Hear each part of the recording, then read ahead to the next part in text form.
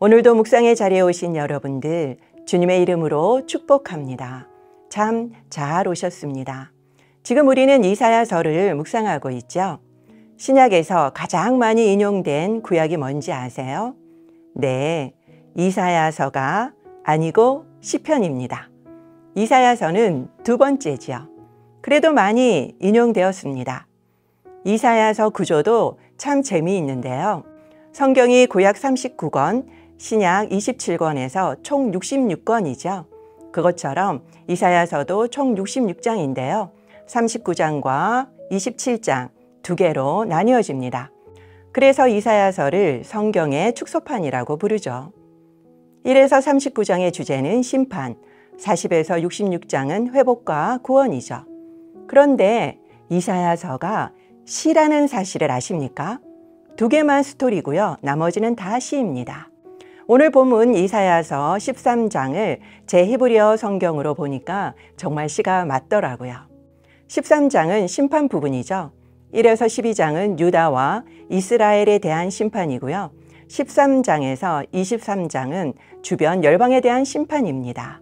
오늘은 13장이니까 열방 심판의 시작인데요. 과연 어떤 나라일까요? 당시 고대 근동의 패권은 아수르가 잡고 있었고요. 그리고 또 잔인해서 가장 유력한 후보였죠. 그런데 의아하게 당시 신흥 국가였던 바벨론이 뽑힙니다. 바벨론은 점차 커져서 아수르를 치고 그리고 남유다도 포로로 잡아갔죠.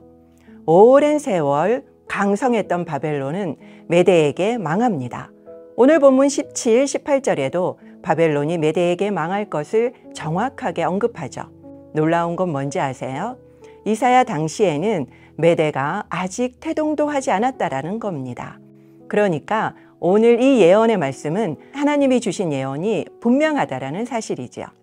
11절을 함께 보도록 하겠습니다. 내가 세상의 악과 악인의 죄를 벌하며 교만한 자의 오만을 끊으며 강포한 자의 거만을 낮출 것이며. 아멘. 오늘 이 말씀은 바벨론의 심판의 이유를 들려주고 있습니다. 바로 죄악과 교만, 강포 때문이라고 말씀하고 있죠. 이사야서 13장의 예언을 들은 당시 유대인들은요, 바벨론이 신흥국가였기 때문에 신경도 안 썼을 겁니다. 그러다가 바벨론 포로기 이후 유대인들은 나라를 멸망시키고 또 자신들을 포로로 끌고 간 바벨론은 심판받아 마땅하다라고 생각했겠죠. 현재 우리들은 이 이사야서 13장을 어떻게 읽고 있습니까? 그냥 과거에 사라진 제국의 이야기라고 생각하고 별 관심이 없죠. 그래서 가볍게 훑고 지나갑니다. 그러나 우리는 이 말씀을 나의 이야기로 생각하고 이 바벨론의 자리에 서야만 합니다. 그들의 죄가 나에게는 없는지 그리고 교만하지는 않는지 생각해야 되죠. 그때 비로소 이 말씀이 나의 이야기가 되는 것입니다. 오늘부터 시작되는 그 열방마다 그렇게 생각하시기 바랍니다.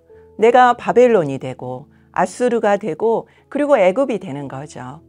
심판을 무시하면 우리도 망하는 날이 옵니다. 그 날을 오늘 본문 6절, 9절에 보면은 여호와의 날이라고 나옵니다. 영원할 줄 알았던 바벨론 제국도 허무하게 메대에게 망하고 말았습니다. 심판 날은 옵니다. 공부한 학생은 시험 날을 기다리죠. 그렇지만 공부를 안 한 학생에게 시험은 공포 그 자체입니다. 이처럼 죄인에게 심판은 죽음의 날이지만 의인에게는 신원과 구원의 날입니다. 여러분은 여호와의 날이 기다려지십니까? 아니면 두렵습니까?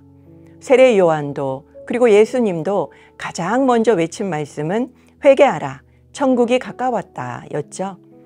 심판의 날이 다가오는데 여러분들은 준비하고 계십니까? 제 둘째가 중3인데요. 공부하기 싫어서 보통 중3들이 이야기하듯이 늘 죽고 싶다고 노래를 불러요.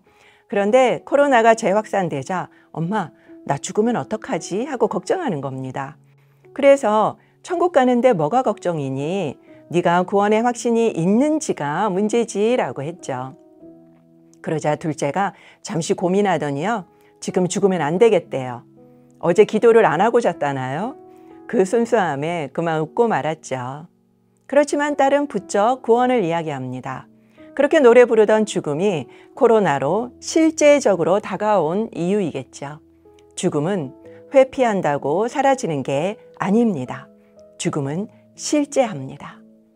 우리는 은퇴 후의 삶은 열심히 준비하죠. 그러나 죽음 뒤의 영원한 삶은 어떻게 준비하고 계십니까? 구원의 확신은 분명하십니까? 그때는 신앙과 봉사의 연륜은 의미가 없죠. 예수 그리스도를 믿는 믿음만이 중요합니다. 마태복음 13장 44절에서 46절을 보면 천국은 마치 보화가 감추인 밭과 같고 극히 값진 진주와 같다고 나옵니다. 그걸 발견한 사람은 자신의 모든 소유를 팔아서 사죠. 사고 나면 쾌재를 불렀을 겁니다. 우리도 가진 모든 걸로 영생을 사야 할 때죠. 하나님은 왜 열방 심판의 메시지를 저희들에게 주셨을까요?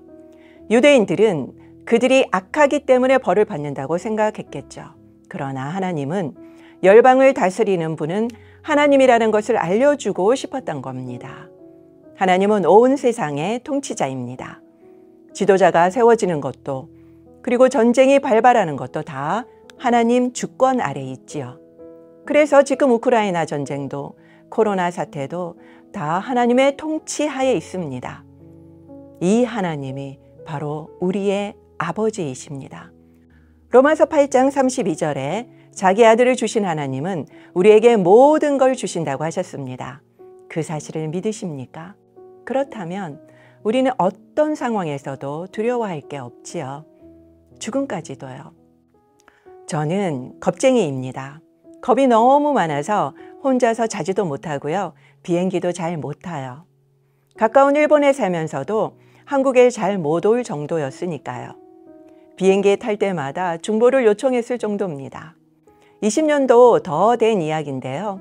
일본에서 한국에 왔는데 비행기가 착륙을 못하고 계속 선회를 하는 겁니다. 올라갔다 내려갔다를 반복하니까요. 저는 죽겠는 거죠. 겨우 도착해서 아주버님 댁에 갔습니다. 아주버님은요. 저희 남편과 일란성 쌍둥이라서 남편과 똑같이 생긴 목사님이셔요. 제가 힘들었던 이야기를 했더니 아주버님이 재수 씨는 구원의 확신이 없으세요? 왜 그렇게 죽음을 겁내해요? 하는 겁니다. 저는 세게 머리를 맞는 것 같았죠. 저는 신실하게 신앙생활을 했고 구원을 확신했으니까요. 그 순간 제가 구원의 확신은 잘 알지만 안 믿고 있다는 걸 깨달았습니다. 구원의 확신이 약하기 때문에 죽음에 대한 공포가 큰 것도 알게 되었죠. 그걸 계기로 저의 피상적이었던 신앙이 실제적으로 바뀌었습니다. 우리는 아는 걸 믿는다고 착각할 때가 많아요. 저도 제가 안 믿는 줄 몰랐으니까요. 그런데 고통이라는 실습을 통해서 우리의 피상적 신앙을 비로소 알게 되죠. 그 뒤에 저는 나의 죄를 예수님이 십자가에서 다 지불하셨고 사함을 받았음을 진짜로 믿게 되었습니다. 이게 바로 구원의 확신이죠. 나에게 영원한 삶이 있음을 알자 더 이상 죽음이 두렵지 않았죠. 천국의 행복한 삶이 기다리고 있으니까요. 저는 올 하반기에 이사를 갑니다. 지금 낡은 집에 살아도 조금만 참으면 새 집에 입주한다라는 소망에 기쁘죠. 천국 소망도 이와 비슷합니다. 이 땅에서 비록 고생해도 천국 갈 소망으로 참고 기뻐하죠. 죽음은 천국으로 가는 관문입니다. 그래서 더 이상 죽음이 두렵지 않게 되었죠. 최근 계속되는 기상이변, 그리고 전쟁 소식, 그리고 세계 경제 침체에 위기를 느끼지 않으십니까? 걱정하지 않으세요? 불안하지 않으십니까? 그러나 이 모든 걸 누가 주관하신다고요? 네, 하나님이요. 그럼 왜 걱정하십니까? 왜 두려워하시나요? 시편 42편 11절에 내 영혼아 내가 어찌하여 낙심하며 어찌하여 내 속에서 불안해하는가? 너는 하나님께 소망을 두라. 나는 그가 나타나 도우심으로 말미암아 내 하나님을 여전히 찬송하리로다. 아멘. 이사야의 뜻은 하나님은 구원이시다입니다. 하나님이 반드시 구원하십니다. 북이스라엘은 아람을 의지하다가 아수르에게 망했고 남유다는 애굽을 의지하다가 바벨론에게 망했습니다.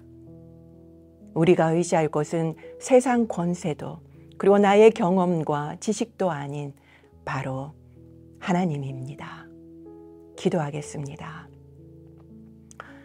하나님 아버지, 세상의 흉흉한 소식 앞에서 우리는 미래에 대한 불안이 밀려옵니다. 그러나 오늘도 하나님만이 구원임을 선포하며 주님 주신 깊은 평안 속에 잠기길 원합니다. 오늘 바벨론의 자리에 서서 우리 안에 죄악과 교만을 보게 하시고 여호와의 날을 기쁨으로 준비하는 저희들 되게 하여 주시옵소서. 예수님의 이름으로 기도드립니다. 아멘.